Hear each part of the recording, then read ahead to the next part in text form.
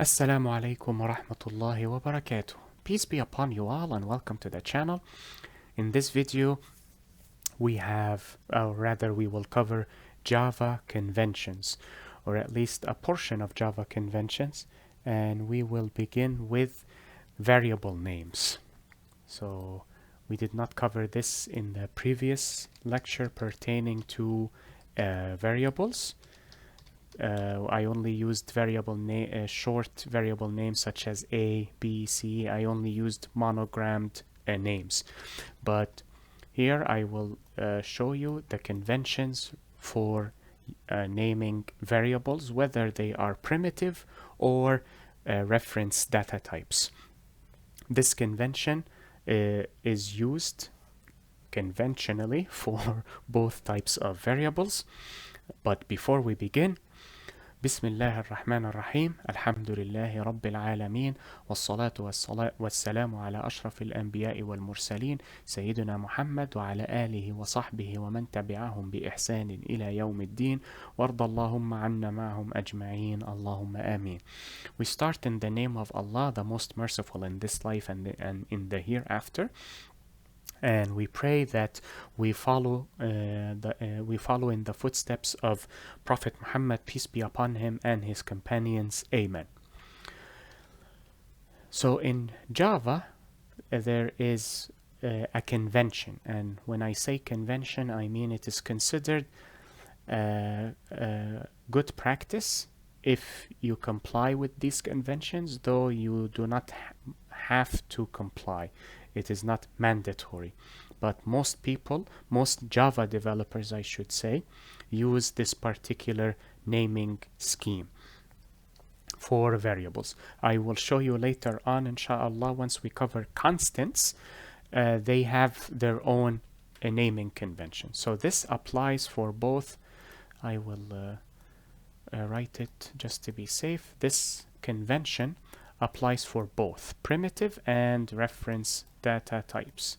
But as I said, you do not have to adhere to that. It is simply considered, it is conventional. That is all. So I will just remind the viewer that this is for both primitive data types and reference data types. So what is the naming convention? I may commit a mistake with pronouncing the name. I apologize for that, but the name is unimportant, how you describe the name. I believe it is called, what was it, camel hump, camel case method, convention, I do not recall. Basically, what is required of you is, if you have a variable name, let us say test, variable names always start with lowercase letter if it is one word. What if it is composed of multiple words? Let us say 2 words. I want to say my age as a variable. The first letter of the first word will be lowercase. The second letter of the first letter of the second word, will start with uppercase, and any word that follows this second word will always start with an uppercase letter. So this is with 2 words. Let us say, what can I name this variable? My first name, for example, and so on and so forth. The first letter of the first word starts with a lowercase letter. The first letter of the second and any other word after it starts with an uppercase letter. It is called the camel hump, or whatever it is called, I do not remember, and it is unimportant really, is because it starts low and then aims high with the uppercase letter, similar to the hump of the camel. There's the head. And so this is the lowercase letter, this is the uppercase letter, though it is a continuous hump in this case in Java. So these are considered the conventions for naming a variable. There are other conventions. Well, I should say there are other methods, but they are not conventional. So let us start with the Java convention. I will write the steps. So, well, I should not say the steps, the criteria. If the variable name is comprised of one word, the variable starts with a lowercase letter. And let me just extend this. There we go. And I will highlight this in red. There. And if the variable name is comprised of multiple words, the first letter of the first word is a lowercase letter, and the first letters of the consecutive words are uppercase. And I will highlight these two in case anyone is writing notes there. So let us take a look on the IDE. So I forgot to clear this from the previous lecture. Java naming conventions. So I will create variables of data type integer. So let us say int my age. So this is a naming convention, and I can say my age is equal to 63 as an example. And I chose 63 because, well, I have my reasons. We can discuss that later if you are interested to know about my reasons. And let us say I would like to create a Boolean variable. For example, is male.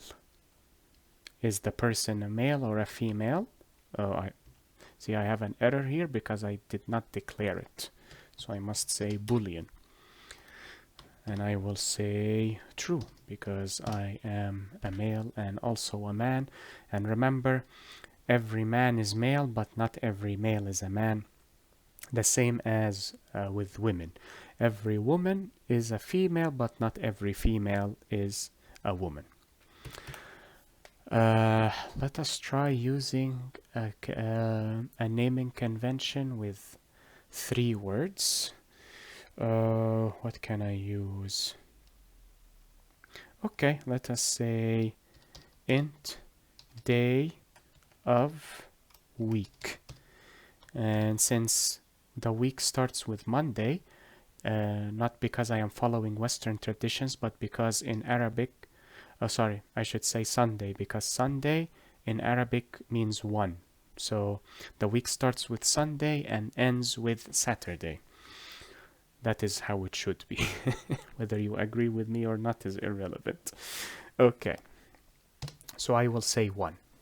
So as you can see here, first letter of the first word is lowercase, everything else is uppercase. There are other conventions. Let us say, for example, int day underscore of underscore week. Some people do that. I have seen people do that. But as I said, it is not conventional. I have also seen people, what else have I seen people do? Actually, I think that is it.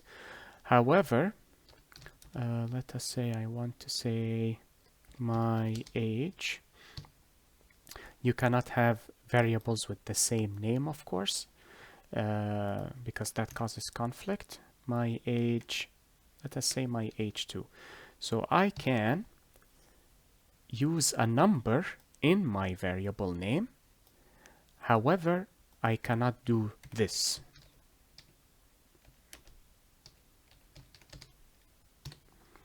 I cannot start my variable name with a number. It gives an error, as you can see here. I can place a number after words, but not before. So your variable name can either be alphabetical or it can be alphanumerical, provided that the number follows the alphabetical portion and not the reciprocal. You can, so I will comment this because it will cause errors in compilation. You can also start a variable with underscore, but as I mentioned, this is the naming convention for Java. I believe this is for JavaScript to a degree, at least with constructors. If I, sorry, not JavaScript. I am thinking of PHP. I have too many languages in my mind, unfortunately. Yeah, you will notice also in, I believe it was C#. C# starts with an uppercase letter, or was it just for method names? I do not remember. Yeah. But these are the naming conventions for variables. I would also like to return here and make a change here. So we are done with this slide, but you can create another slide or another page in your notebook if you are writing notes. This also applies to method names. Actually, I should use uppercase to match the style. This convention also applies to method names, and we do not have primitive or reference methods. So if you are using method names, if you are coding a method or coding variables, you will be using this. I can create a method here, but I would rather create methods for you once we start the method lecture, so I do not overwhelm you. I was rather upset that I created the video for output display because I wanted to wait for later, but I believe it will not harm anyone if they would like to experiment with Java until I reach the object-oriented programming portion. So Java naming conventions are for variables and methods. Classes, well, variables also include objects, but we will cover that later on, or instances. So variables and methods are named as such. I will remove all of these. Classes have a different naming convention, and constants have also a different naming convention. We will cover the naming convention for constants and classes in their respective lectures. So I will not create a naming conventions lecture separated from classes or from constants. I will cover them in their lectures as well. I just thought that since you will be displaying variables in output messages, you might as well know how to name variables. Actually, let us cover output display with variables this time, as an extension to what we covered in the previous video. So I wish to print the age here, and if you recall previously, we have this